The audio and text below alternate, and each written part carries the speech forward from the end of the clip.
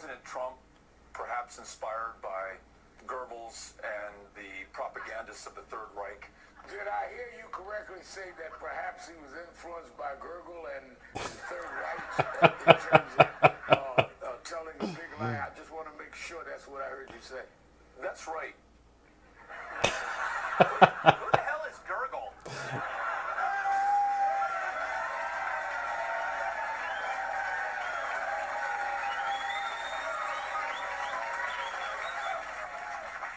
Donald Trump called never-Trumpers human scum.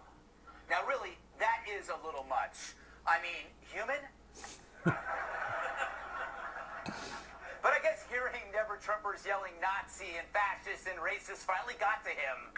But really, insults should have no place in public discourse. We should ban them, like in Boston, where some idiot proposed a law that would make it a crime to call someone the B word. Yeah, Bostonian. Now, the idiot pushing this law was, of course, and excuse my name calling, a Democrat. Surprised? You shouldn't be. They target speech daily. Take that Facebook hearing where the company was deemed a racist, sexist, homophobic hate club. Did you hear about those ongoing dinner parties with far-right figures? In your ongoing dinner parties with far-right figures, some of who advance the conspiracy theory that white supremacy is a hoax, did you discuss so-called social media bias against conservatives, and do you believe there is a bias? Congresswoman, I don't remember everything that was in the question. That's all right, I'll move on. Please do. Never before has so much arrogance been inversely proportional to talent. Well, there's this lady. It's almost like you think this is a joke. When you have ruined the lives of many people, discriminated against them. Do you know what percentage of African Americans are on Facebook in comparison to majority folks? Do you know what the percentages are?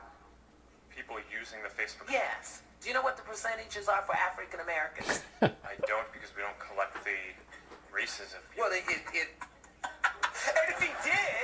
he did collect the races, he'd be called a racist probably by the same lady. Wait. Finally, here's Al. Are there any members of the LGBTQ plus community associated with this association, Mr. Zuckerberg?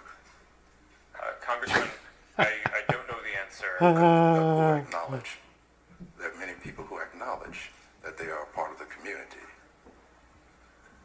Sorry. You do not know. Yes, because he doesn't keep track of who his people sleep with, you pervert. Also, Al, I'd love to see how you track that stuff without breaking laws. Excuse me, Babs, do you like men or women? I need to know before I testify before Al Green in Congress. I felt bad for Zuck. It was like a bunch of angry kids kicking a broken robot. But it's all about speech. They want to silence it, control it, then leak it at will.